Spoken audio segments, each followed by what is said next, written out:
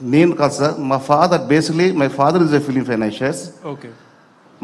From 1975 ఆయన దారిలో నేను వచ్చాను సార్. అవునండి, అవును.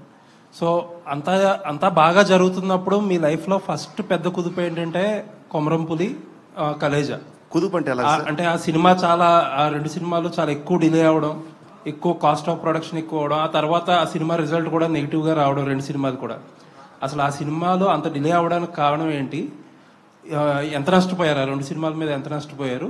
ఆ తర్వాత ఆ హీరోల నుంచి వచ్చిన సపోర్ట్ ఏంటి? అంటే లాస్ అయితే జనరల్గా హీరోల సపోర్ట్ ఉంటుంది కదా, అటువంటిది ఏదైనా సపోర్ట్ దొరికిందా మీకు? సార్, ఏదైనా ఒక సినిమా ప్రొడక్షన్ అనేది ఈ రోజుల్లో అంటే ఒక రాజమౌళి సినిమా, శంకర్ సినిమా 3 ఏళ్ళు 4 ఏళ్ళు అలా పడుతుంటుంది. మొన్న రీసెంట్గా పుష్పట్టు అది 3 ఏళ్ళు చేశారు.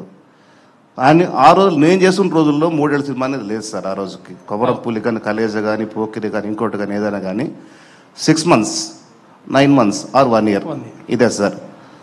కానీ దురదృష్టం బ్యాడ్ లాక్ ఏమంటే ఇట్స్ మై ఫేట్ 3 సంవత్సరాలు పట్టింది సార్. 3 సంవత్సరాలు అంటే మెయింటెనెన్స్ ఎంత ఉంటుంది అనేది ఒక ప్రొడ్యూసర్గా తెలుస్తుంది సార్.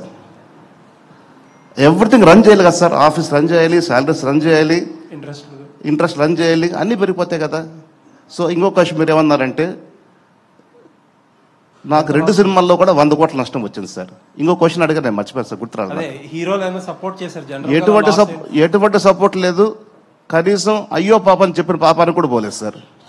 సార్ ఎందుకు అంత డిలే అయ్యింది? బ్యాడ్ లక్ అన్నారో, అసలు ఏ కారణం? బ్యాడ్ లక్ అంటే సార్, కొమరంపులి తీస్తున్నప్పుడు పవన్ కళ్యాణ్ గారు ప్రజారాజ్యం పార్టీ పెట్టుకున్నారండి ఆయన.